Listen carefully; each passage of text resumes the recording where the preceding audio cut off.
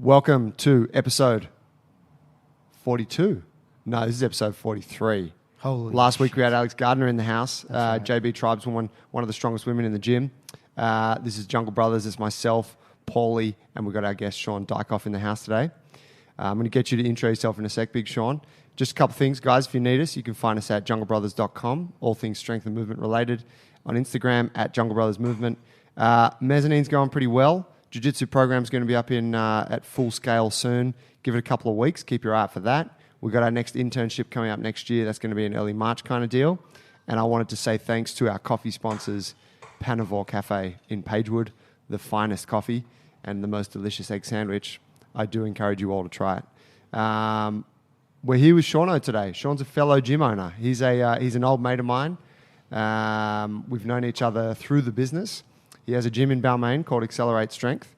He's an interesting guy. He is I'd say you're quite a motivated guy, quite an inspiring guy. Why don't you give yourself a little introduction? Well, that's a pretty good intro. That's probably the best intro I've ever had. Inspiring guy? Yeah, I like that. Thank you. Get Joe to follow you around everywhere you go now with that. You can write my Instagram captions, write my bio for me. No, we've known each other for a while now. We originally met at a business mentoring group, right? Yeah. And, when was that like? It's interesting to think back. Maybe like 7 years ago or something? Or maybe not that long. 5 years ago? Probably not quite 7. Maybe because we've 4 only to had our 5. gym for about 5 years. So 5 Okay, and a half. so it's about that. Yeah, so it's pretty much when we were both starting out our gym journeys, right? Like It's true, You yeah. just left your role as a lighting guy, and I'd left my job as a helicopter guy, and we just sort of fell into it. But we started as a Crossfit affiliate, and we've sort of evolved and changed with the market over the years, and we're now a slightly different gym to what we used to be. The principles still remain the same in what we do, but it's just taken a little bit of a different veer based on what the market's sort of asking. So That's cool. So when you say CrossFit affiliate, and I'm asking this more for the people that aren't really familiar with what that deal is. I think a lot of people think that CrossFit is just a style of training, like doing different things. yeah. What is it, and what does it mean to be an affiliate? Yeah, so CrossFit sort of they went down the route of not being a franchise. So if you buy a business like a Subway or an F45 or something like that, then it's sort of a business in a box. Like they'll give you everything. They'll give you the systems, the processes, the sales processes, like all that stuff, all wrapped up. Here you go, deliver it, and then they'll take a portion of your income or revenue. With CrossFit, they said, we just want you to license the name, and you can call yourself a CrossFit affiliate by licensing the name and paying a fee per year. What we aren't going to do is give you any business advice, any real coaching help or guidance to help build your coaching and become a better coach over time. We just want you to do the course, apply to us, and then you can use the name on our behalf. So what they hoped would come from that is what they call a free market model, where if you and I opened a gym close by, then I had better processes and was a better business person, then my gym would flourish and yours wouldn't, and you would die off, and the good would survive. Sort of like evolution, right? But, Similar to a kind of capitalist kind of idea, free markets. Yeah, so they're hoping that the good ones last, and the ones that aren't so good and bring the name into sort of disrepute will just sort of fall away as the years go on. Yeah, so that's the whole gist behind becoming an affiliate, I guess. Okay, it makes sense. I mean, I guess a lot of that has occurred, hasn't it? There was like a boom period, CrossFit gyms everywhere, and then a lot of them didn't last, and now the ones that are still there have either evolved they've all evolved, even if they're still strictly CrossFit. Yeah, definitely. They've had to evolve, haven't they? Yeah, well, just as your clients start getting better or changing, right? Like everything works until a point. Like with all of our training, like if you just do pull-ups every day, you're going to get better at pull-ups until you just don't get better at pull-ups anymore, and you need to change the stimulus into something else. Same with like the fitness and the business offering that we have for our clients, right? If you just do CrossFit all the time, and then you're starting to increase your price, and over the years like CPI increases are going on, and you're not doing anything to change that or make it better, or give them access to different stuff, or run different programs or seminars or whatever, then like what are they getting? on top of what they already had. You know, like they're paying more for nothing else. Yeah, things are going to So- change. Yeah. So if you're not doing that, and that's just business 101, right? Like if you're not evolving and adapting to what the market is sort of what making you move or standing out in the marketplace, then yeah, you're just going to die off eventually. So, sorry, your gym is in Balmain, Sydney. Yeah. It's Yep. called Accelerate Strength. That's the one. Cool. Are you from Balmain? Are you from the area? Are you from Sydney? Nah, so I grew up in the Sunshine Coast or like North Brisbane when I was younger. Motherfucker. Yeah, I'm a Queenslander. Why do you say that? Oh, because he's a Queenslander. Yeah. Yeah, and I had a bit of an interesting, like, not turn of events, but like the way things sort of went for me. Like everyone sort of knows what career they want to go into and where they want to go and what they want to be and that sort of thing. I think, or a fair few of my friends did anyway. Right. Like they wanted to go to university and study this thing and then go down this route. Sure, it might have changed over time, but I had literally had no idea. So I went into Energex, like one of the the energy providers up in Queensland, like Energy Australia type company, and applied to be an electrical linesman. I got the job, did all the aptitude testing, passed all the physical, all that type of stuff.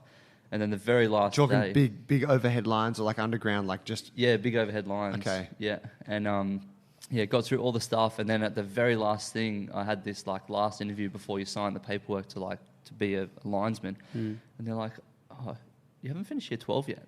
And I was like, nah. And they're like, oh, well, we can only take people once they finish high school and they have their high school results.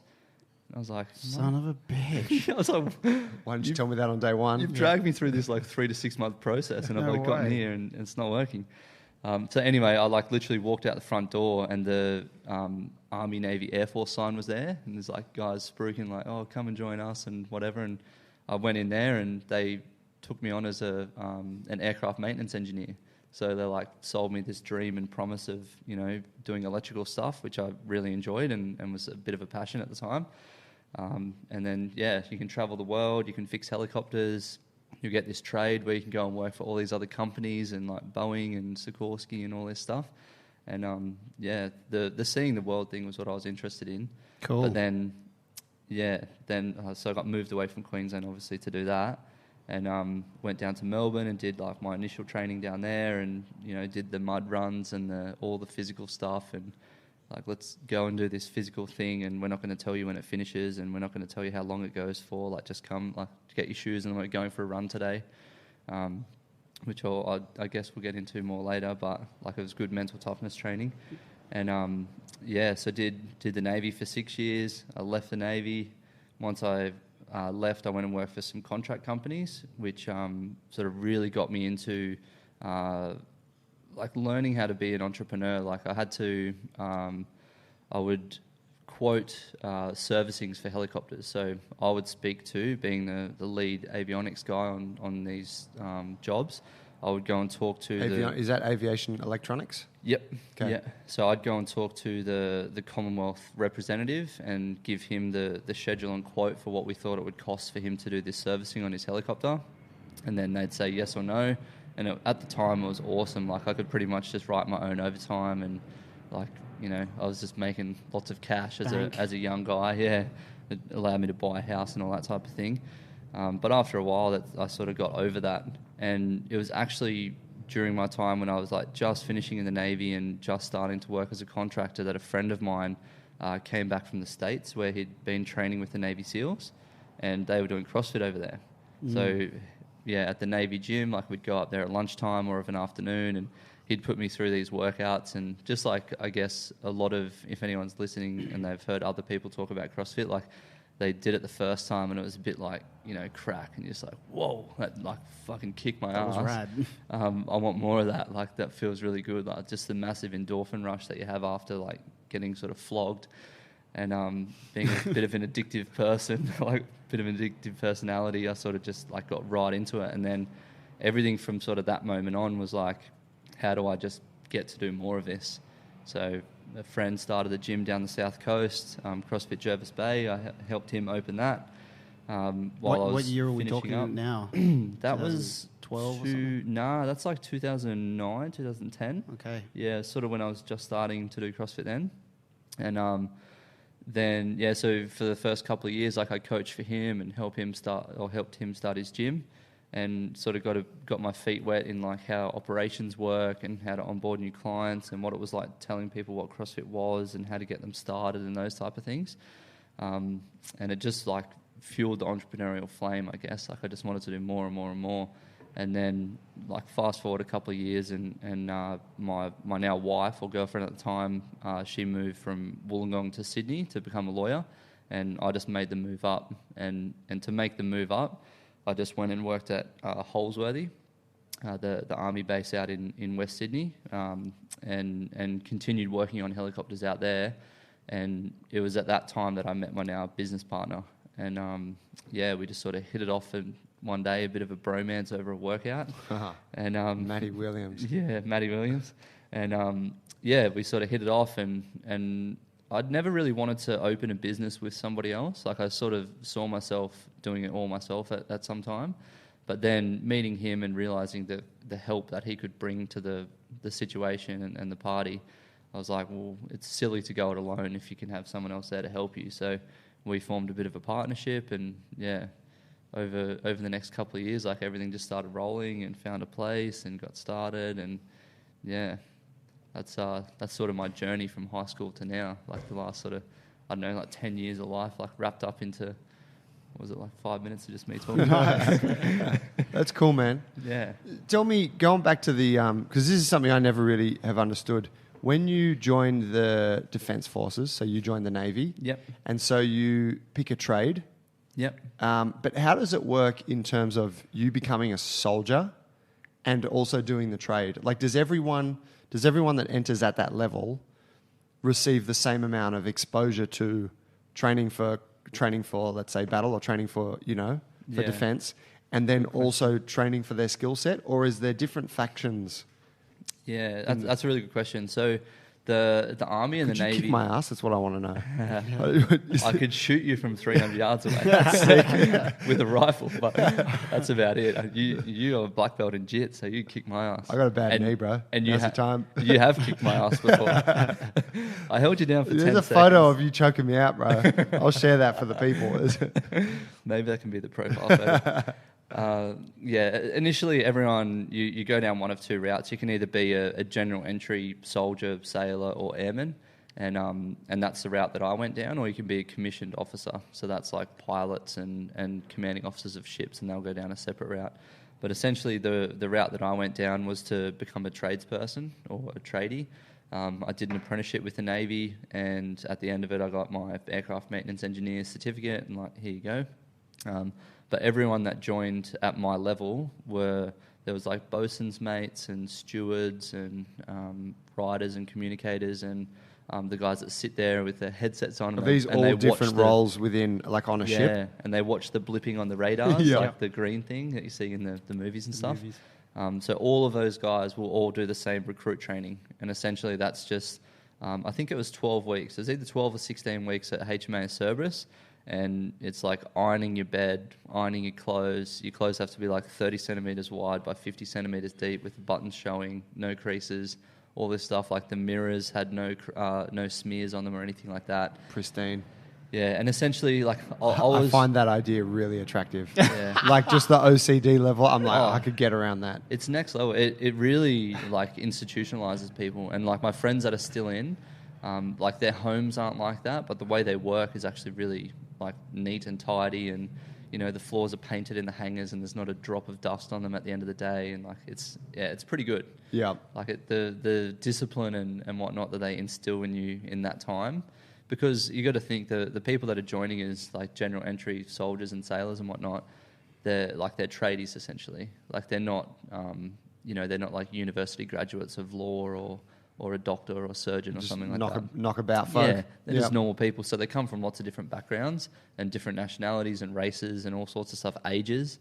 Like I was 17 and grew up in a house where my stepdad was a policeman and his dad was a Vietnam vet. So it was like, oh wow, lights going outside and I'm inside, or else I have a red welt on my ass for not being inside fast enough. Yeah, right. So like it's, get inside or get a smack. But yeah, that level of discipline going into the military, I didn't find it too hard. But there were so many people that struggled, hey. And Can imagine. yeah, and the thing I was really fortunate with was to realize that the whole thing was a game. And I've talked about this before, but it's like most people get really upset. Like literally the recruit trainers and stuff would come into the rooms and they'd look around and you'd be standing there at attention, like having your room inspected, and they'd like go and pull a hospital corner out of your bed and they're like, why wasn't that in? You're like, I just fucking saw you pull it out, that's why. And he's like, well, you're not going on weekend leave this weekend. And what's this? And he'd like run his finger down the mirror. He's like, what's this smudge on the mirror here? I'm like, you just put that there.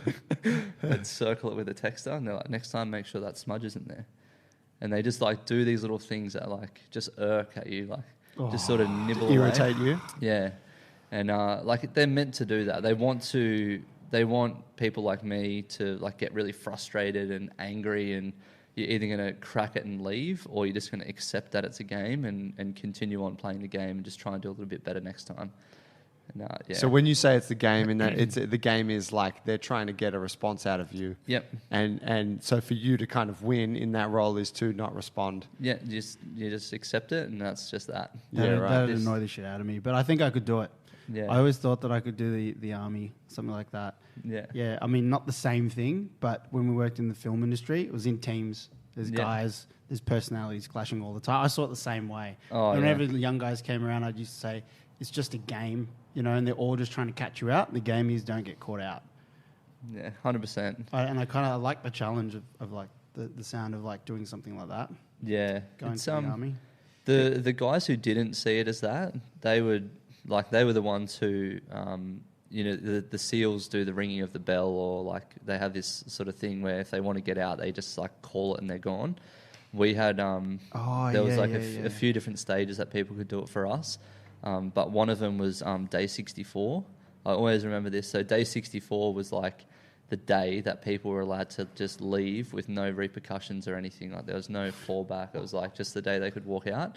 And I'd really like to remember the exact stats of the amount of people that walked out at that time. But that was a shitload. Yeah, right. Like there was I'm fucking out of here. Yeah, there was like 120 or maybe 150 people that sort of joined with me, and there was maybe like 2/3 of that walked out, like marched out and like passed and graduated and stuff. Wow. Yeah, lots of people can't handle it. Yeah. Day 64 of how many days of training? Well, it was 12 weeks. Okay. 12 to 16 weeks. I can't remember exactly. But, essentially what that's like, sort of, you know, 2/3 or 3/4 of the way in. Yeah. You think you could do it, Joe? Yeah, I think I could. I think I think I'd fucking love it.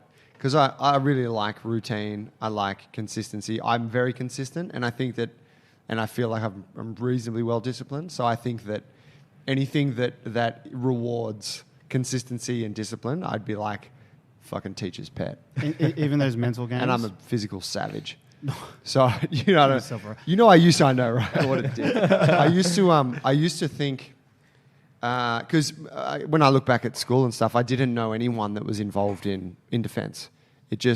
I'm guessing that there's, you know, I had like one friend at school whose dad was in the army, and that was always very novel to us. We'd see, sometimes I didn't hang out with him that much, but you'd go to his house and you could see, you know, his dad's army uniform, or you'd see like some lapels or something. Or I remember one time he brought a gun, like a part of like a Steiger, I think. Steyr rifle. Steyr, yeah. He brought one of them home, and it was like, he allowed us to play with it, like, you know, in a responsible way. And I was like, oh, that's so fucking cool. But it was just strange. That was the only exposure I had to the military, right? To defence forces.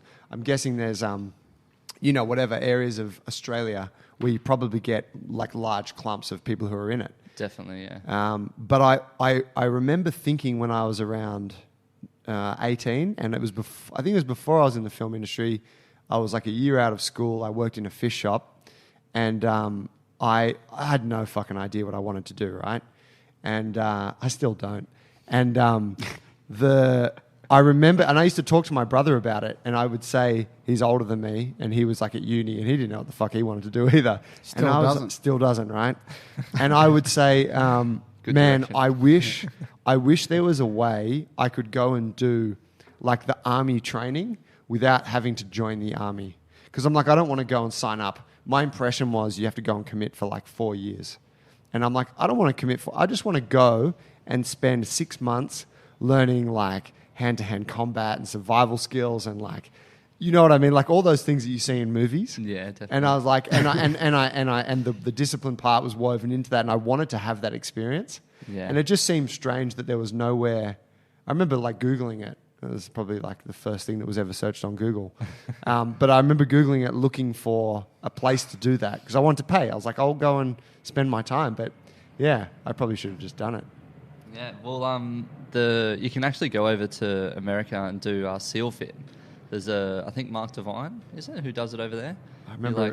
That's a CrossFit offshoot, was it? Yeah, I think there's a CrossFit offshoot or a few guys who did CrossFit in the early days with SEAL commanders and stuff like that. And then they started this as a side sort of hustle. And essentially you just go through what the Navy SEALs do, their buds training with the life rafts and all the, in the water doing push-ups and the waves are crashing on you and all that type of stuff. That's like more next level than what we did. Like, but I even like the ironing of the shirts and the linen and stuff. Oh, like, yeah. I think that was the hardest stuff, hey? Yeah, that's like, Yeah. I mean, I just think in terms of building habits for life, that, it's evident in you, right, in how you operate, that those things are, you're quite meticulous about things, from what I know. Matty Williams even more so. Like when we go away on retreats and stuff and we share a room when we're doing it, he will get up every morning and he'll like fold his clothes and have them on the end of his bed and he'll make the bed. Like it's not a hospital corner's bed or anything like that, but it's like sheet and doona are pulled over and the clothes are folded on top neatly and all set up. Yeah. And I've gone away from that. I didn't do as many years in there as him, so I'm not quite as institutionalized as he is. But yeah, he's like super neat with that, hey, and just super OCD. So it's cool. The longer you spend in there, the more that takes an effect. So I don't see that as appealing to me. Like I think I'd do it, and I think I'd like that challenge. But it's not like you, where you're sitting over there getting chubby over there. Ironing my fucking folded t-shirt. Yeah. So I know where to go for my ironing. I might bring it in a bag. I used to go. We lived my family house. My grandmother lived with us. She had like a little house. It was on the same property, but my parents built a little house for her that she lived in. So she just like walked down the garden path, and she was at our place.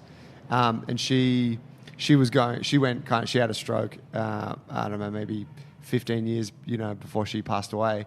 But so she would, she could see, but she couldn't see very well. She would iron our clothes for us. That was like her thing. She'd do the laundry and iron and whatever.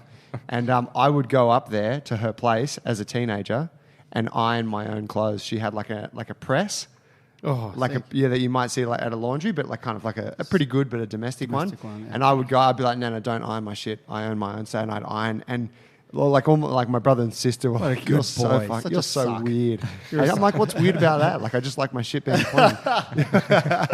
It's a bit of a meditation, right? Like it makes you be really in the moment. And if you're thinking about all this other shit going on in your life, you're not focusing on that thing, then you got some railroad tracks, and when you're out on parade, you're going to be fucking called out for that shit ironing job. Oh man, I used to have to do my shirt like for school, because I used to get myself ready for school. I had to iron my shirt for school. School, you get in trouble at school if it wasn't ironed? No, but it was I didn't have anyone to iron my stuff for me. Yeah, right. So I was ironing my own shirt and pants before school most of the time. No grandma living in the backyard. No. But yeah, and I thought I used to enjoy it, but as I've gotten older, I mean, I don't wear anything that needs ironing right now. Or probably could use an iron. Man, I used to iron jeans, trousers, everything. When I have a wedding or something and I have to iron a shirt, I just don't enjoy it that much. No, it's really boring now, isn't it? It's hard. It's really hard, and I feel like I need some tips. Well, it needs to be something you do consistently, I think. Yeah. 100%. Like sleeves. Is it sleeves? Then what do you do first? Let's break this down real quick. I'm shit at it.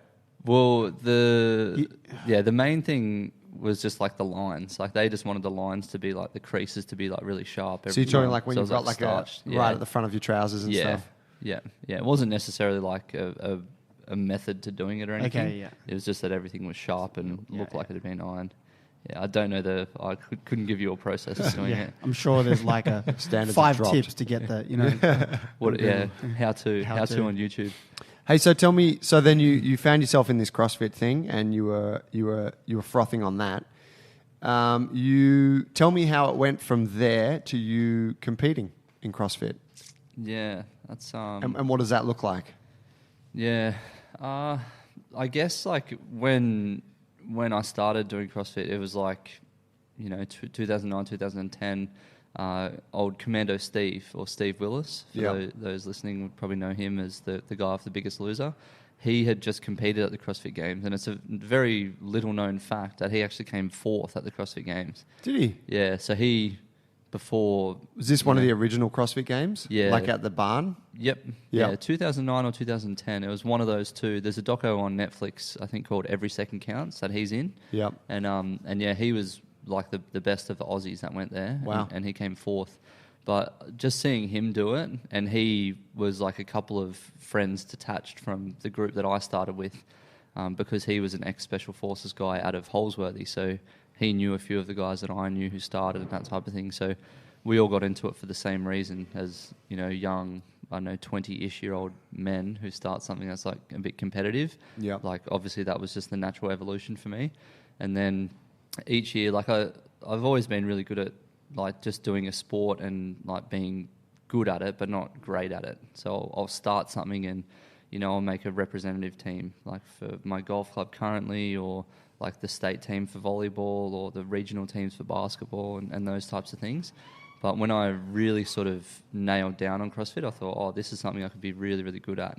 And it was just about finding a good team over the years. So I went to a few different CrossFit gyms, and just as we moved around, I sort of went to a few different ones and settled on CrossFit Active, which our mutual friend Starry used to own. Of course. And on the North Shore, right? Artarmon? Yeah, Artarmon, yeah. Yep. And they literally... Shout out Starry. Love that guy. He's a good dude. And they just started this competitors program. So they had a full gym of people like me, who they called them the level 2 active units.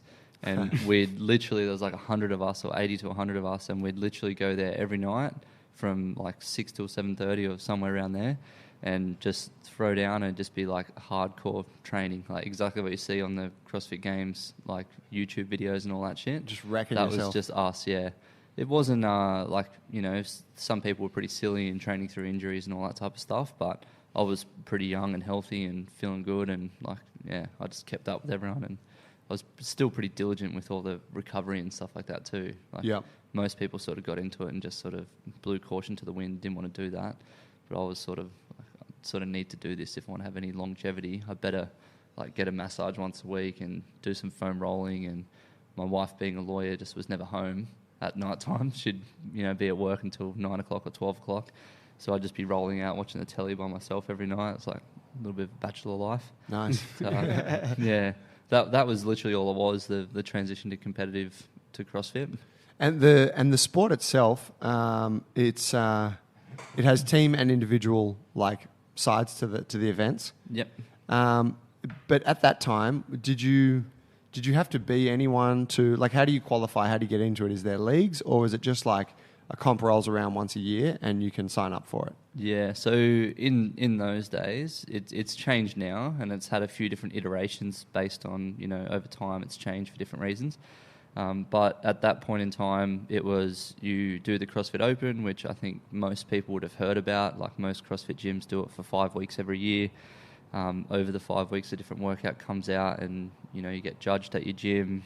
And you did it this year. I did this year. Joey did it at our gym this year. See, I did it this year, and I think I mentioned it a little bit on my social media, and a few people asked me, "Oh, you just did the CrossFit Games." Yeah. And I'm like, not quite that. Yeah. But the Open is essentially an online workout. It's like it's issued online. Yeah. And then any affiliate gym can, like any CrossFit member can do it. Yep. And submit their results. So you get tens of thousands, hundreds of thousands of people. Yeah, 500,000. 500,000 Yeah. at this point. I think it's the most. Submitting their results across the world. Yeah. And you can compare and see where you rank amongst that group. Yeah. And then the top whatever go towards the next event. Yeah. So at that point in time, that next event that you're talking about was the regionals. And that was the top 30 teams, the top 30 individual men and women would go to the regionals. And that was from, I think it was Australia, New Zealand and Asia at that time as well. Yeah, so it was like a fair clump of people, like, a couple of 100,000 people that were trying for it. And I was fortunate enough at that time, this was 2014, the year just before we, or the year of us opening the gym, but it was just earlier in the year. And I was on one of the teams from CrossFit Active that went there. We had 3 teams that qualified. Yeah, out of the 30. So Wow. we were 10% of the field. Holy shit! Yeah, I Yeah, remember just- seeing just certain our one events, gym. and we went to the regionals. Paul, me, you, and T Yeah. down in Wollongong. Yeah, that's right. That We went time. probably around that time. Yeah, it would have been. Hey, Yeah. we wanted to go check it out. It was fucking mad. But Never I seen remember something like seeing there were multiple CrossFit active teams in the one event Yeah. because they have like the sign post, like Yep. the sign above the rig, and they had like 3 or Yep. something. Yeah, Okay. there was one team, and they were sort of ranked as well. Like there was one team that was always going to make it at that regional competition to the next level, as in the CrossFit Games, and then the other 2 teams were sort of, we weren't shit, but we weren't Reserve grade. Yeah, we weren't the top team. Like the top team was sort of, there's a clear difference. They were always going to be up there, and then we were sort of a little not expected to do as well. Yeah, I think we did better than we thought we would. So we're How'd pretty you happy go? with that. I can't actually remember whether it was 14th or 15th. Like we came middle of the pack. That's exactly where we qualified to make it in, and that's exactly where we came on the weekend as well. So it's cool. Yeah, I was pretty proud of that. There's a lot of hard work went into getting there. So yeah, it was cool. And how long were you living that life for, where you're doing the competition side of things? So it was pretty much like as soon as I started. Like as soon as I started, it was 2009, 2010, maybe the start of 2010, and then 2014 was the year I made the regionals and went there. And then after that, it was immediately shifting focus from competing in training to like competing in business and being a business owner. Right. So it was like just a massive shift in gears, but still taking all that stuff from the competing and getting better and the growth mindset and all that stuff into business. So, but yeah, what's that, like 4 years? 4 years. Yeah. So, cut to now. You're not competing in CrossFit. Definitely not. The gym has evolved somewhat. Your program is no longer strictly CrossFit. Yep. What changed in terms of your perspective and I guess what you value in exercise and those kinds of things? Because what we're talking about, right, I guess to lay it out for folks is that like there's a sport and then there's fitness or like training for health. Yeah. And a gym is essentially, generally speaking, your gym is trying to make people healthier and achieve certain goals related to their fitness. Whereas sport includes a bit of that, but it's generally a more extreme approach because there's competition behind it. Yeah, 100%. So if someone was to look at their training and be training for performance, that doesn't always mean they're going to be the healthiest. Like you might be required to keep your body fat, like a bodybuilder, for example. I wouldn't call a bodybuilder healthy for what they need to do for their competition. Like they don't drink and they don't eat and they don't, they count the almonds that they eat for weeks on end and What's wrong that with type that? of thing. Their body fat percentage is not in sort of a healthy range, and that's competition. And we would do that in CrossFit in different ways, like trying to find more efficient ways to do movements rather than spending like more time under tension and doing having deload weeks or doing other things that we know our body can handle over time. We'd sort of condense it into a bit more of a hectic phase, for lack of a better term, but it'd be a little more crazy because you had a competition coming up. And I guess the other big thing is you want to peak at a particular time. So just like if you're at a jiu-jitsu event, I guess you'd sort of train up until and sort of want to peak at that time and be in your physical best shape. And that's for competition and performance. Whereas if you're training for longevity and health, there should be no point in time where you are at your peak per se. That should just be like every day you're just getting a little bit better all the time.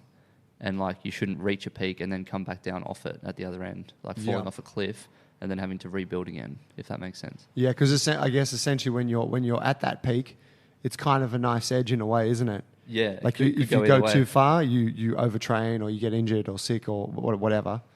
So it's a real art in trying to get there, but not cross that threshold. Definitely.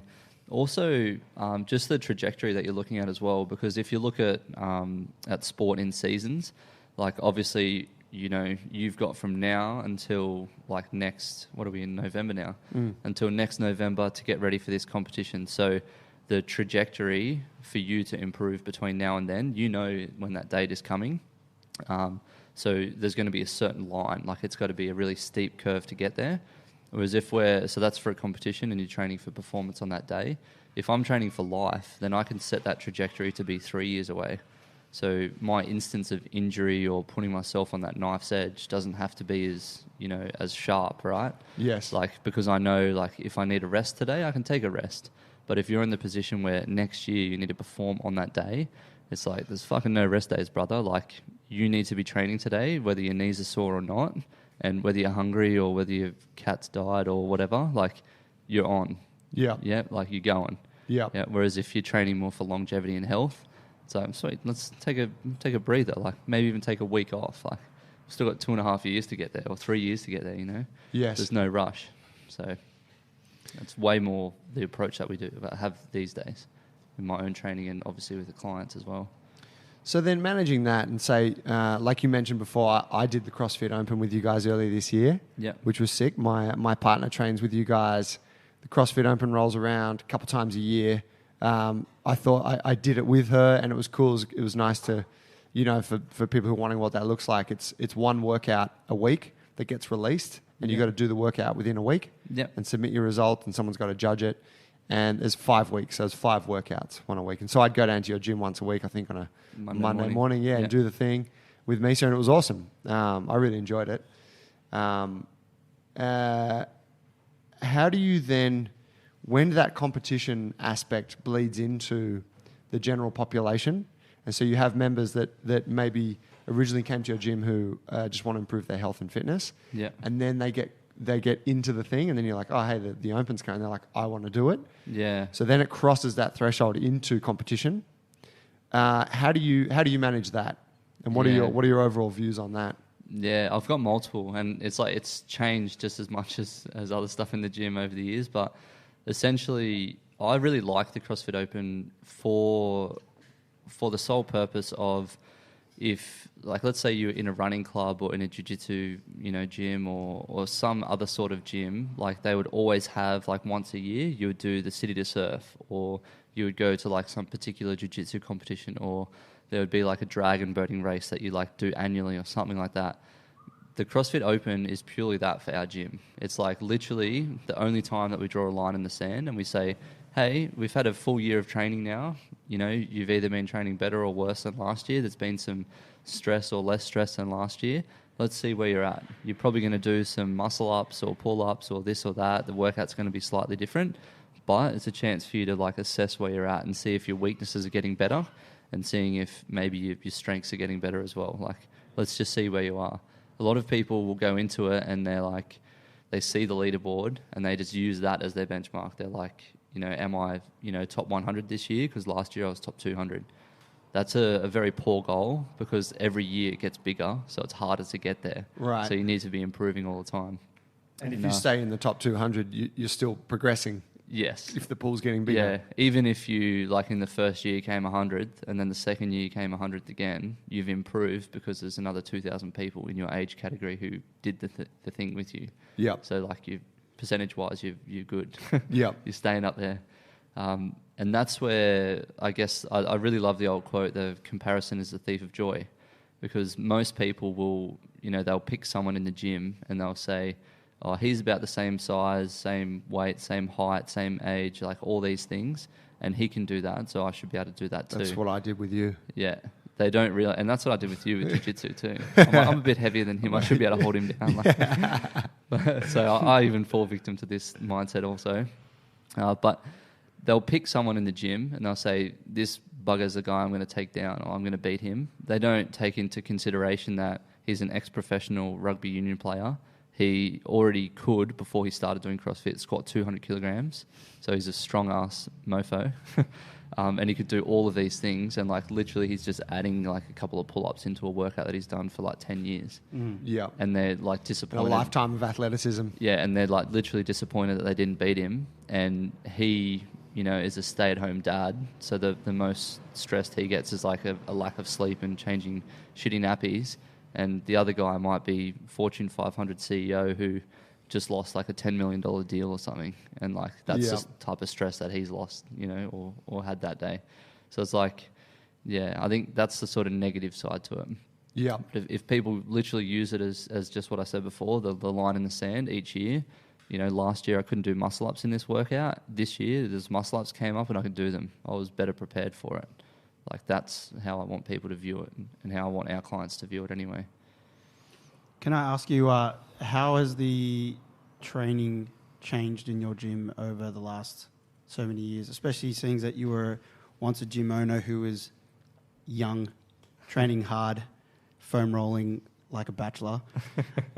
You had the program for your training, and I know that like gym culture is largely led by the people from the front. As I understand and as I see on social media, it's sort of evolved over the years. How has the actual programming, the training changed, if at all? Yeah, no, that's a really good question. It's changed a lot. So one of the things that was really cool with CrossFit when it first started was this constant. So CrossFit essentially is, they call it constantly varied functional movements at a relative intensity or relative high intensity. So if we're constantly varying movements... Did they add relative into that statement? I added you relative. Yeah, Okay. okay. So it's constantly varied functional movement, high intensity. Yeah. I add the relative. Yeah, because high intensity for that individual Is always different for people. Makes sense. For you and for me, it's going to be slightly different. But yeah, so the constantly varied is where everyone would get caught up. So they'd just like randomize workouts, and they wouldn't have a set structured schedule for it, right? Yep. So, and we did a little bit of that as well. There'd be a strength phase, underlying what we did. So we'd do like back squats, every Monday, and it would follow that for like 6 weeks and change and whatever else. And then with general population, like not everyone's going to make it in on a Monday. So we're like, how do we change that? So eventually we changed it to, 5x5 and do this. So like the intricacies, I guess, of the program changed over time. But when we actually hit our straps and like where we've sort of gotten to now, and the best way I feel is people's goals, motivation, days they can come in, all that stuff will ebb and flow and change. So what we've done now is like we've got predominantly a CrossFit program for the guys who want to come in and get fitter and stronger and just generally improve their health and fitness, and they can do those classes. If they then come to a point of time in the year where they say, I want to do the City to Surf within the next 3 months, we've also got endurance classes that they can come into, and they can do a couple of those a week and add maybe one CrossFit session and a couple of runs in, and they're training 4 or 5 times a week and, not having to do, 20, 30, 40 Ks on their legs and like ruin their legs on their knees to keep up that endurance and build that endurance. So we've added like multiple different classes to our offering and to our program, and that's part of the evolution we sort of talked about before, and that's just allowed the clients to stay on track with it. That's cool. Whereas before it was CrossFit workouts just CrossFit. all day. Yeah, it was literally just randomized CrossFit, and like most CrossFit gyms would have been the same. Like the high intensity, everyone gets results straight away because they're going way harder than what they ever did before. Yep. They're not doing shitty bicep curls. They're like doing squats and presses. So you're moving way further. You're burning way more calories. You're using way more muscles. Like yeah. Yeah, I remember those randomized days when I was first introduced to CrossFit. So I don't know if I've spoken about this on the show before, but a buddy of mine, Big G, who owned CrossFit Bondi, he opened that gym. He no longer owns it, but I remember him telling me about it. He was showing me on his phone. Man, there's this thing. It's called CrossFit. I've been doing it lately. He was just a bro. He was a gym bro. He was a big guy, big tall dude. Just pushed a lot of weights, kind of bodybuilding style training. I was into jiu-jitsu at the time, and some kettlebells and shit and calisthenics. And he's like, man, I've been doing this thing called CrossFit. It's fucking wild. And I'm like, what is it? He's like, dude, it's just this website, and they put these workouts up, and you do the workouts. And I'm like, oh, that seems pretty cool. And so he started a little group down at Bondi Beach where he'd just get a few of us together. And it was like, he's mentioned it to a few of our mates. Oh, who wants to do some training? And a few people like, yeah, I need to get fit. Yeah, me too, man. I'm out of shape. So like we all turned up. I was not out of shape. And I remember like a few times, he would just kind of dream up these workouts, and they were fucking savage. He would be like, all right, guys, we're going to do, you're going to do 100 pull-ups. Then you're going to go here and you're going to fucking do 400 rope slams. Then I want you to do 60 burpees. Then you're going to run around this park, like up at the point at Bondi Beach. You're going to run around this park 5 times. And, it was exactly that. It was randomized. And I'd always get through it, right? And it was that same thing you touched on before where it's like, you get through it and you're like, I can't believe I just completed that. Like there's some immense sense of satisfaction because you just dragged yourself through hell. And we would do that once a week. And, you know, and then slowly over time, he started to understand more strength and conditioning and concepts behind it. And he actually turned his apartment into a little CrossFit gym. And then he got noise complaints from people because he was dumping barbells in his apartment. He was like level 7. That's next level. Yeah, and then he started teaching the part. And then he ended up opening a gym. And, you know, that gym's since been sold on. But yeah, it was exciting. It was hard. It was highly irresponsible in that the way we were doing it. Yeah. But it was heaps of fun, you know. Yeah. And so I kind of look back fondly over those days. However, now that I'm a gym owner, I'm also like, there's no longevity in that. It has to evolve. Yeah. And that's the whole free market thing that I was talking about before. Like CrossFit originally started and they didn't know where it was going. Like they literally just said, hey, you can use the name CrossFit on these workouts that you're doing and start your own gym. And, you know, it's going to flow on from there. The ones that are still doing that are the ones that are dying off. The ones that aren't, because that's not getting results for people. Like I said this before as well, is it'll work up until a point. Like randomness will work until a point until people get their bodies used to that randomness to some extent. And then they need some sort of like structured approach to training, like doing sets and reps and the overload and progressions and that type of stuff. Different variants of movements rather than the same sort of random workout thrown together. So that's, yeah, the free market thing is working, an absolute charm in that respect because those guys are just sort of disappearing. Out of the game. Yeah, exactly. And the ones that are willing to look at best practices in different things. And, you know, we go and do, you know, weekend seminars with you guys. Like we'll come and do your ring workshop or catch up with you once a month and we do a training session at each other's gyms and like I learn a little bit from you and then you come on our retreats and you teach us jiu-jitsu and we use some of that in our warm-ups and, you know, just the constant evolution. If you're not open to that, especially as a CrossFit gym owner, but just a gym owner in general, then you're going to have bored clients and they're not going to stay with you anymore. They're going to come to me or you because we're doing that stuff. Yes. And not stay with other gyms, you know? Just a question, because I haven't done a lot of CrossFit, but when CrossFit did and still do prescribe workouts, Yeah. The Metcons as such, like, is that the only thing they're prescribing, or did they used to prescribe an hour session and they did some strength work before or some skill work before, body weight and whatnot, before having like the big workout, or was it just the Metcon and then it was left up to the affiliates to work out what they want to do in the rest of that time? Yeah, so when you go and become a CrossFit trainer or level 1 coach, they will run through that stuff. Like they teach you their model of programming, and essentially they use 3 different training methods. So we use gymnastics, weightlifting, and cardio training, and they teach you to program. You know, on day 1 you'll do just gymnastics training, so it might be a full gymnastics workout. It might be like an hour on the rings. Yeah, and then the second day might be weightlifting and cardio. So you might do like 10 clean and jerks, 400-meter run for 5 rounds, and that's your workout.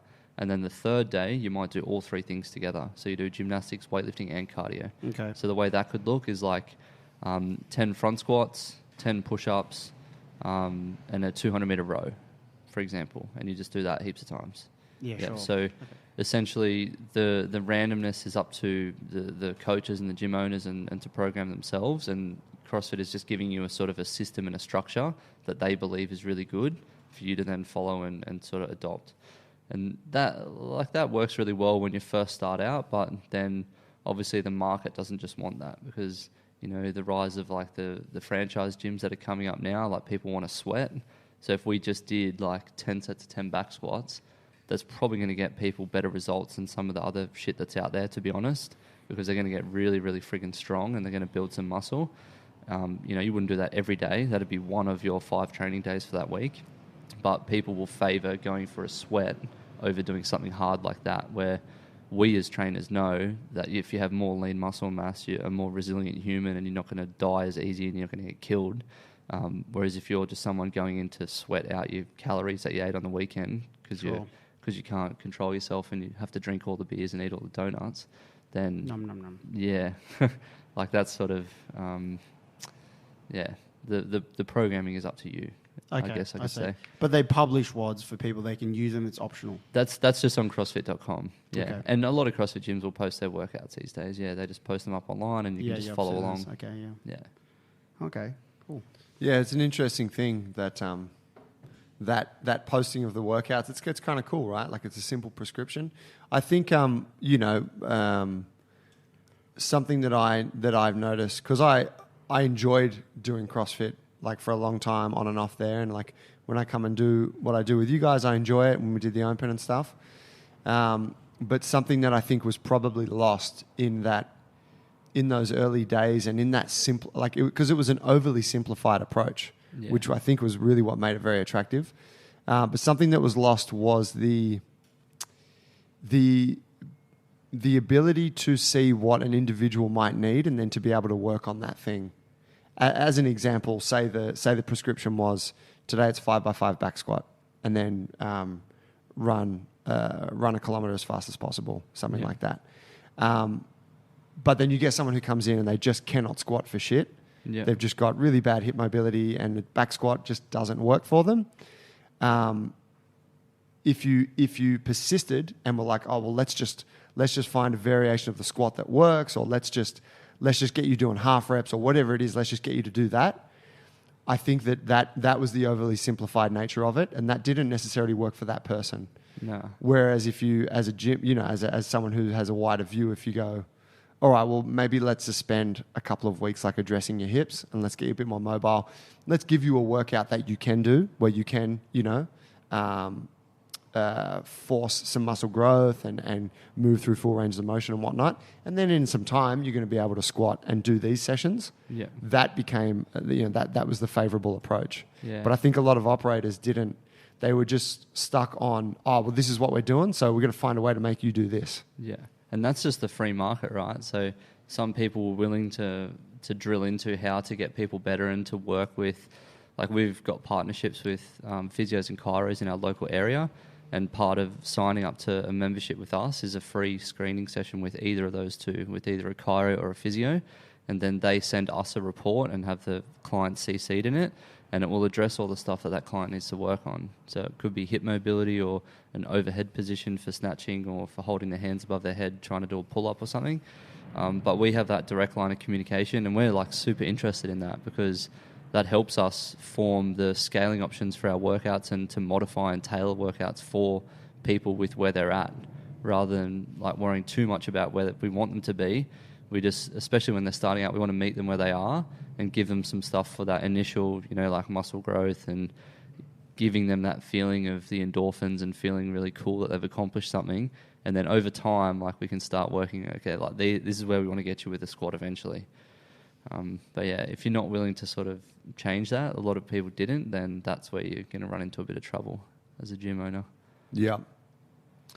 What's your talk to me about the competitive mindset and obviously the nature of a lot of CrossFit training is that it incentivizes you to work hard, which is the beauty in many ways of the programming. How do you manage that? Because I'm guessing in the gym you've got people of different abilities. Some people who have you could say they have the right to be competitive and go hard, and then some people who perhaps haven't earned that. Yeah. But you got to manage that, right? Because it's present. How do you go about that on a sort of on a practical basis? Yeah. So managing clients in the gym with that, or myself? Clients. Clients. Yeah. So one of my favorite things to tell them, especially when they come to me and they say they want to go and do these competitions or whatever, is you can literally only train as hard as you can recover. So you don't get better from the actual training and the stimulus that goes in the gym per se. It's the ability for your body to recover and build muscle from that stress that you've just put it through. And if you're going home and not sleeping all night, putting shit into your body, and then coming into the gym the next day and trying to flog yourself and do the really hard thing, sure, like initially you might get a little bit better, but give it a little bit of time and there's going to be some sort of breakdown. Like a good mate of ours, he experienced this when he went through his competitive CrossFit thing. Like he just started losing his appetite. And do I know this guy? Yeah. Who's the guy? He hosts a big podcast. Oh, yeah, okay. So Yeah, and he like couldn't eat and like couldn't sleep and like had all these like hectic symptoms from overtraining. Wow. Essentially.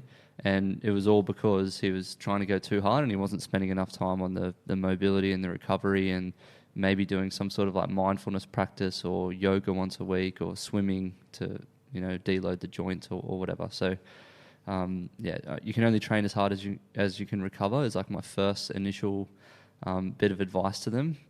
And then it's, and then we can start talking about diet and like what you're doing in those workouts and areas of weakness. And you can go down massive rabbit holes with it. But it's essentially that'd be the first point of call. Talk to me about, say you have someone that is, you want them to work hard.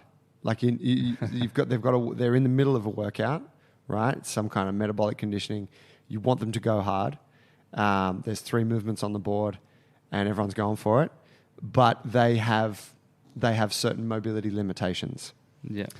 How do you manage walking that line between, come on man, let's work, like this is your time to go hard, and hey, I need you to slow it down a bit and be mindful of this dysfunction or mechanical issue that you're dealing with? Yeah, that's a really good question. So with one of the things they initially teach you with CrossFit is mechanics, consistency, intensity. So that's the model. MCI is what they follow. So they say when someone starts at your gym, you obviously want to teach them the mechanics. So that's why CrossFit gyms will mainly have like some sort of group onboarding or fundamentals type session, or like we do now, an individual one-on-one PT or 2 or 3 to 1 PT, where we'll teach literally people all of the movements that they're going to be expected to do in the gym before they actually jump into classes, and they'll have a coach one-on-one for a few hours to actually run them through that. So that's teaching the mechanics. So that also shows us like what they're able to do, what they're not able to do. If we need to send them to a physio or chiro to like do a bit of a movement screening or whatever, and help them out with that. And also just if they can push themselves or not push themselves for certain movements. Once they have an understanding of the basics, so the mechanics of the movements, we can then ask them to produce some consistency. So what we need to do is to find a weight or a level of the movement or a certain stimulus where 8 times out of 10 they're nailing it, and then a couple of times out of 10 they're doing it a little bit wrong, or they're just going a little bit off what they're meant to be doing for perfect mechanics.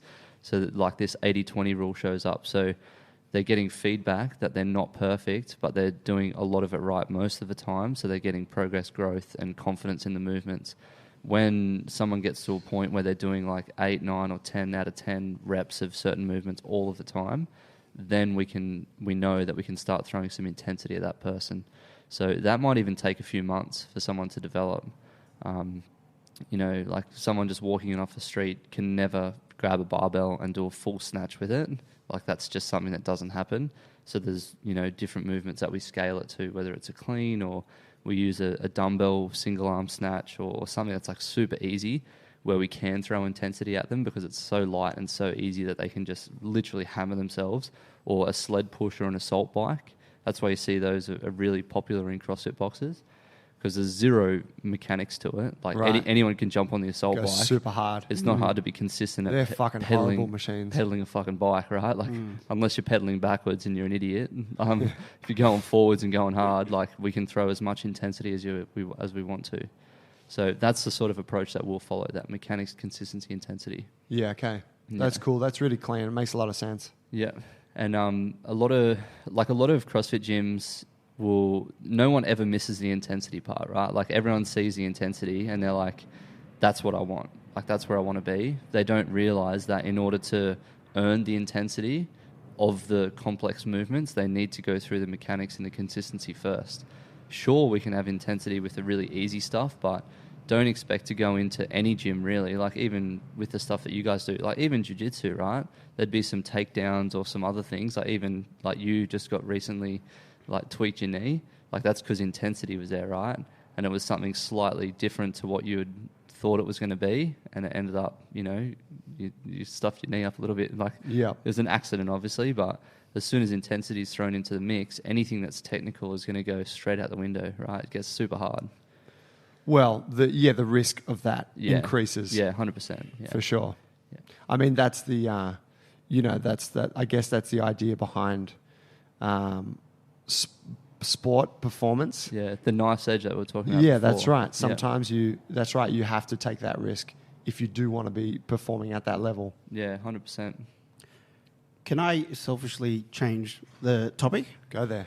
Do it. Just because you're a cool guy. I think your gym's doing really well. You're a competitor, and I want to know more about you personally. Besides the training, Joe tells me you're quite into personal development, and I think to where you've gotten yourself to with all the changes that's happened, you probably have a pretty good routine, or you've done quite a bit of personal development stuff. And I know because we were in Alchemy together. Yeah. What do you do for personal development? I'd love to know. And what is it? Yeah. I guess it's a big thing of it is like if anyone's going to sort of dive into personal development, one of the first things I would tell them to do is to wrap their head around the book called Mindset, and that's to look at essentially Carol Dweck looks at the mindset as either being fixed or growth. So a fixed mindset, person is someone who sees their traits as like inherent and fixed in what they are. Like you're born to be either good at school or bad at school, or a good athlete or a bad athlete, or fat or skinny. Like you just want one of the other, and you have no opportunity to improve that. Whereas the growth mindset individual is somebody who sees everything as an opportunity to get better. So anything in life. So one of the things that I'm applying this to now, and it's like my own little personal development sort of journey that I'm going on is I tell as many people as I can so that a lot of people know and they sort of hold me accountable, is I want to one day write a book, and I don't know what I want the book to be about or like exactly what it's going to say, but I need to get better at formulating ideas, because I can say them okay and I can talk to you about them now okay, but it's really hard to put them in words for me. Yeah. I was never, an A grade student at English and maths and all that stuff at school. Yeah, I didn't. Yeah, I went to the Navy first. Yeah. But essentially, I just really want to get better at putting those ideas into words on paper so that I can become a better writer, and then I'll be able to write a book one day. And I see that by me writing a blog post every day or every week or, consistently, and that's my little thing at the moment is Monday, Wednesday, Friday writing, it's doing the sets and reps that I need to get better at that thing. So that's my growth mindset look at becoming a better writer. And it's just applying that to as many different things as you can, because nobody is inherently fixed in what they can do. Like you can literally improve anything you want if you put your mind to it. And that essentially is like the start of personal development, right? Yeah. If you believe that in yourself, then you can do stuff. So where did your personal development begin? Like when did you read something or see something, or I've done some personal development. I remember when it happened for me. Yeah. And I believe in it, I like it. And recently I keep thinking, well, you see it a lot, or maybe it's because I move in certain circles and I have a certain algorithm based on the shit that I watch on YouTube, etc. Yeah. I start to see it a lot in others and other people, and it gets like thrown at me all the time. So I'm like, what is it type thing? But first of all, where did it start for you? At what part of like this timeline of training and stuff? Did it happen quite early, or is it something more recent? Being able to apply it to different things, I think, started a bit later. And seeing the pattern in other things, because initially it was just all about sport and athleticism. So I saw, and I played a lot of golf as a junior as well, and I've recently started getting back into that, and even with CrossFit too when I first started there. But a lot of people, I wasn't the most athletically gifted. I was always, like I was saying before, I was always good at sports, but I was never the great person that would make the Australian team or something like that. But I could literally start it and be good at it. And the one thing that sort of set me apart was like I'd stay a bit later at training, or I'd go and find more golf balls during the day in the dams, like walk around barefoot and then, put them down and hit like 100 or 200 or 1,000 golf balls into greens and just practice different shots. And I saw like that would just always make me better. And I would just start like passing all these other people who just didn't really do any hard work. And I think it just reminds me that old quote, what is it? The hard work beats talent when talent fails to work hard. Is that one? Something like that. Yeah. Yeah, like I just saw that happening. Like I would just be doing more things than other people, or I would like gamify stuff as much as I could to become better at stuff than these other people. And now I just sort of do it in business, and I do it in my riding, and I do it in other stuff, and I'm doing it in golf again at the moment. But I guess that if you wrap that up, it would come down to the deliberate practice theory for different things. So deliberate practice, for anyone that doesn't know, is essentially setting yourself a clear stretch goal, then getting immediate informative feedback about that goal, and then focusing repetition on that thing. So a physical example of that is to go to a golf course or shoot free throws in basketball, and you need to get it through the hoop, or you need to hit a fade or a draw with a golf ball. You get up, you hit a shot, or you shoot a free throw. The immediate informative feedback is, did it go in or did it not go in? I need to shoot it longer or shorter. I need to swing the club this way or that way.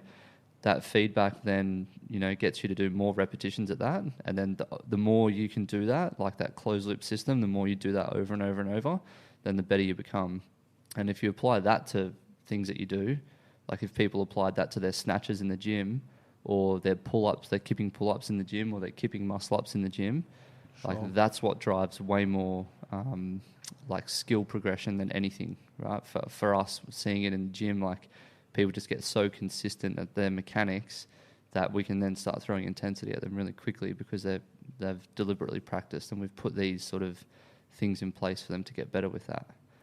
Yeah. So do you use, like, obviously we have all walks of life coming into our gyms, people at different psychological states or emotional states. I guess that's what I want to ask more about, that part of, say, personal development. Yeah. I'd want to know, like, if you guys use it at your gym in a structured way, or is there a process around that, or is it something that you just personal do? development, that is? Yeah. Like, is it something you offer there, or do you find that there's people that you can see could benefit from that part, and do you deliver that to them in any formal way, or is it just something that happens on a one-on-one thing, which is like, it's kind of how it happens here for me? Yeah, no, definitely. So we run retreats a couple of times a year, actually, and that's probably our most formal way of doing that stuff, because we're actually taking people, and I find to do this personal development work stuff, we're asking our clients to look back at their lives as if they're looking from a helicopter or a plane flying over. And we literally want to take them on a plane to Bali so they can get the fuck out of Australia. Works best away, doesn't it? And they can look back at what they're doing, and there's no distractions. They're not getting work emails and stuff. Yep. They can literally look back at their life and they can say, sweet, like, what are the things that are serving me really well and moving me towards what I want to accomplish, and what are the things that aren't? And we can start formulating plans and putting systems in place for them to get better at that. And it wasn't until, like, I went on one, and I'm pretty sure you guys have been on or went on a retreat with Drew back in the day. Mm-hmm. And their old business coach. Yeah, so it's going and doing that for yourself. You see the benefit, and it was so good for us, and we came back with so many good habits and systems that we employed straight away to, help us with whatever the thing was that we were going through. But now to give that to other people is like, it's amazing. Like, literally from there's been so many changes that have happened over the years from certain people coming away on retreats, like. Their relationships have changed, their careers have changed, they, are in different countries to where they thought they would be, like all of this stuff. And it's literally from taking them out of the day-to-day grind of their environment and putting them in a place where we can say, like, look, it's okay to look at everything now. Like, where's your finances at? Where is your, education at? Where's your, health and fitness at? Yeah. Where do you want to work on, and where can we help you get better? Yep. Or where can you think, what are some strategies you can put in place to make that better? And then giving them the space to then do that with a clear mind yes. is, like, people come back and make significant changes. It's Joey Joey can attest to that. Yes. There's been some Big been changes. big changes and interesting changes. But I guess like when you as a coach or you guys as coaches saw that and it worked wonders for you, like you just want to give that to as many people as you can, right? Yeah, that's right. So that's why I'm huge on personal development. How many retreats do you? Because you're big on them over there. You have them yearly. Yeah. 1 or 2 a year. Yeah. Last year we actually ran 3. Wow. Yeah, we did one on the south coast, one, and Joey came down to that and did some jits for us. Cool. We did one to Byron Bay in May, and then one to Bali in August. And next year we've just got 2, but we're doing 2 in Bali. Mad. Yeah, Mainly gym members. yeah, all gym members, literally just clients of ours in the gym. It's closed to them only. Yeah, well, it has been for now because, like, doing the first one was the hardest. Like dipping our toes in the water and getting a few people to come was really tough. Yeah. And there was our own personal growth that happened at that because we were asking our clients to pay a good chunk of money over the $60-$70 a week they pay for a gym membership to come away. And, you know, we didn't really know how that was going to go, but end up going very swimmingly, I should say. Yeah. But after doing that and putting yourself out there... Swimming. Yeah. I don't never used that word before. But yeah, like after we... I was at a restaurant once and the person took my empty dish away and they said, "How was it?" And I said, "Scrumptious." And then I turned to the people at the table. I was like, "I've never said that fucking word in my life." Yeah, I don't know what sort of made that come about, but it came out anyway. But yeah, essentially, once we had that first one up and running and rolled and went really well, or swimmingly, you could say, we, like, half of the next one was sold out because those people wanted to come back. And then it was just a matter of getting a couple of people to the next one. And then the third one rolled around and half the people from the second one wanted to go. So each time it's like half of the people are stalwarts and they've been there before and they sort of know what's coming and they like enjoy the once or twice a year of sitting down and doing that personal development. Like that's what they come for every year. Yeah. They literally don't take holidays outside of that, maybe like long weekends and stuff, but they like book those trips as like specific, like I'm doing that because it's going to be awesome for me. I go on a holiday, I train with the people that I really want to hang out with and surround myself with. I do personal development. I don't have to worry about food. I don't have to worry about like anything. Like literally the boys have just got everything sorted for me and yeah, they just keep coming back. So we had pretty grateful for that. Yeah, we had a lot of fun on our retreats. When we had them home.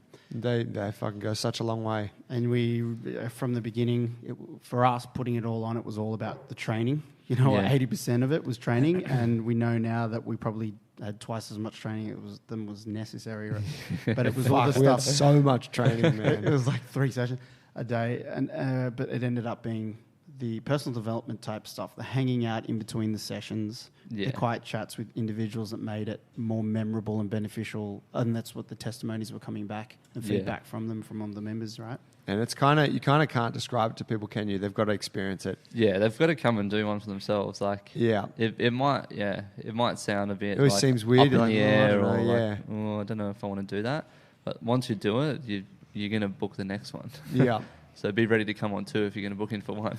Man, the talk is for next year, Cook Islands. T's been trying to spruik that one for the next Jungle Brothers retreat. I'm trying to spruik him to spruik that one. Because I know you that should spruik me because there's probably more chance of it happening. But if he makes up his mind, it's going to happen. Cook Islands would be sick. It'll be good. Yeah. That'd be awesome. To Rarotonga or Rarotonga? Yeah, because that's the main island, right? That's the main island. Yeah. He's got, and that's his. And then you've got your fam in Fiji, which is way more remote. But that would be awesome to do one there someday. Oh, all the way back? Oh, we couldn't yeah. go that far. It's too far. It's too far? But that would be the sickest thing about it. Too many days He's travel. like, how many hours is the plane ride from the main island to your island? Oh, the plane ride's only a short ride. It's like an hour or something? Yeah, maybe a bit longer. Than boats. But it's, you'd have to take the plane. But it's just like, flying into Fiji and then it'll be like overnight, wait for the next plane. Take like 2.5 days to get there. That would be sick though, bro. You know what I mean? It's pretty remote. Both ways. Super remote, man. Do you get reception out there? They do now. Yeah, they do. Damn. Everyone's got a mobile phone. We'll have to jam the towers. Yeah. When you get there, just jam the towers. No, but I no guess communication. I guess that's why I was asking because you know how you're saying it's a bit weird. like personal development or the term personal development. It has, I think, a bit of a stigma around it for people who haven't dipped their toes in it before. Yeah. So it seems like I don't know, people are doing this Seems corny, kind of churchy like a type bit. stuff. Yeah. Well, everyone just thinks like Tony Robbins and like motivational speakers on the stage and like pumping yourself up, where that's not really it. Like you literally just find, just like you are in the gym, like gym stuff is the same as personal development. It's just physical stuff that you're doing in the gym, sets and reps and trying to progressively overload yourself. Yeah. Whereas with personal development, you're just finding areas that perhaps are things that you need to work on, whether it's something in your relationships, whether it's something in your, I don't know, the manner in which you talk to people or your written communication or whatever it is. And just being aware of it first and foremost. And the best way to do that is to look back at what you're doing from somewhere else. And then once you do that, is like find a system or an accountability buddy or a coach or somebody who can hold you to some sort of accountability and, you know, commit to working on it for a period of time. If it's something that you really want, it's not going to work if it's like somebody else, like me telling you, like you should do this thing, like should, pretty shit word to use, right? Yeah. This is something that you could do. If you want it, if it's intrinsic motivation, it's going to be something that you stick to and you do with much more enthusiasm and effort than anything else that you could do, right? Yeah. Yeah. So you've got to want it from within, and that's why we don't tell people anything. Like we literally say we're just going to look back at these areas of your life. What you find within that is going to be individual to you, and then we sort of like all have a bit of a talk about it, and some people might share some experiences that they've had in that situation, and then, you know, people can make up their own minds and buy into whatever course of action they want to take. Yeah, So not when what we say. So when you're selling your retreat, Yeah. do you sell it as mainly a training retreat with some other stuff on it, and they kind of know what that is, and you, on a one-on-one basis, they find out more? Yeah. Or have you got a culture around that people know that's like, oh, you do personal development there? Yeah, because we've done, I think, like 9 or 10 now. Like everyone knows what's coming when they go. So it makes it really good for us because I now have to either go on retreats myself or go to more seminars or courses and stuff to learn new tools and tips and tactics and whatever else. So it keeps me evolving and growing. But also, like, we still need to make it in a location that's fun, and, you know, there's going to be a pool there so people can swim and have a couple of bintangs, and, you know, the training's good as well. And, yeah, like, it needs to be a good mix of everything. Yeah, sure. Yeah, they don't just want to come for just the personal development. That'd be a bit hectic. Yeah. 9 and 10, that's impressive. 5 days. That's really cool. Yeah. I think it was 9. I think Bali next year will be the 10th one, yeah. Bang. Yeah, good times. Mate, we've done an hour 20. Holy crap. Easy to talk, eh? Yeah. It's easy once we get into it. Yeah. I was going to ask, just as a closing thing, is there anything, you know, just in your experience coaching a lot of people in your gym and your own growth and your own interest in personal development, all those things, you got any key lessons? Something that you like to pass on to individuals? You know, whether it's like an overarching thought on a thing or a habit that you like, or, you know, something that you advise to new members coming into your gym? Yeah. Oh man, lots of things spring to mind, but I guess like the big one that I would say, and like as what's got me here to like owning a gym and like having a pretty good lifestyle, I would say, is saying yes to different opportunities. And like I actually posted about this the other day on Instagram, and just like sort of encourage people to say, instead of being like super hesitant or like thinking about it too much or going home and thinking about it overnight, like if you said yes to more opportunities, sure, things might not always go in your favor and play out so well, but it's going to put you in situations where you need to like get better really quickly. For example, like saying yes to the lease of our gym before we were ready. Like we had 0 members, we had 0 anything, and we said yes to a lease that was going to put us 100K in the hole like within the first year, as well, not to mention all the bills and stuff that came with it. But if I didn't say yes to that, and I didn't have the balls to say yes to that at the start, then we wouldn't be in the position where we are now, where we've, you know, things have changed and we've run 9 retreats and we've got a gym with, you know, however many people, and met cool people like you guys and hang out with other gym owners and go to brekkie once a month and all that. And it's literally just from saying yes. I like that. Yeah, say yes. Throwing more. yourself in the deep end a bit, Yeah, 100%. and then trusting that you'll figure it out. Yeah, because I think the reason people don't say yes more is they're just scared of like what if or like the failure that can happen, and we're very attuned and whatnot these days to not want to look bad in front of other people. Whereas I'd rather fall on my face and get back up and like dust myself off and be like, oh, I was being a bit of a dick there, or that was stupid. I shouldn't have lost that $1,000 on that dumb course, and learn from it, than to be like, oh, I wonder what would have happened if I had have done that. Like there's not many moments in my life where I've looked back and wondered what would have happened because I've said yes so many times. Yes. Yeah, they haven't all worked out too well. But yeah, Mostly good. Yeah, a lot of people get a lot from that, I reckon. Just say yes more. That's cool. I like that. Mate, thank you for coming on the show today. Can you tell people where like they can find you if they want to follow you on Insta? Check your gym. Sure, yeah. So what have we got? So yeah, we've just got the Facebook page and the Instagram page of at Accelerate Strength. You can check us out there. We're only over in Rozelle, so if you live in Sydney, then you can drop us a line and come and visit. And yeah, check out the blog. Like I really like it when people either comment or write me a message or whatever from the blog. Like it's actually starting to get a bit more traction now, and a few more people actually reading it, which is cool. So yeah, you can just see that on. How often do you blog? The Accelerate Strength website. I used to do Monday to Friday, but now that we've got a podcast as well, I sort of do that a couple of days a week. But yeah, Monday, Wednesday, Friday, I'm putting out new stuff. Nice. Yeah, on the blog. And then yeah, you can listen to our podcast as well, the Accelerate Strength podcast, which I'm sure you guys will be guests of in the near future. Fuck yeah, man. We look forward to it. Be honoured. Yeah, come over to the west side. I'll be over there a lot more sometime soon. Yeah. Might be doing a bit more CrossFit. See how my knee goes.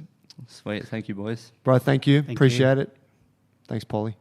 Thanks, Joe. Thanks, fam. Hey, thank you for listening, guys. That was episode 43, junglebrothers.com. You can catch us there if you need to get in touch. Thanks to our coffee sponsor, Panavore, the most epic cafe down in the south here. It's over at Pagewood. Check them out if you're in the area. If you want more information on anything we're doing, please get in touch. You can reach us through the website, junglebrothers.com, or you can get us on our Instagram, which is at Jungle Brothers Movement. Next coach's internship coming up early next year. A couple of spots available. If you're interested, holla. And our jiu-jitsu program will be up and running full-time in the next couple of weeks, so keep an eye out for that. Thanks for listening, guys. Cheers, bye.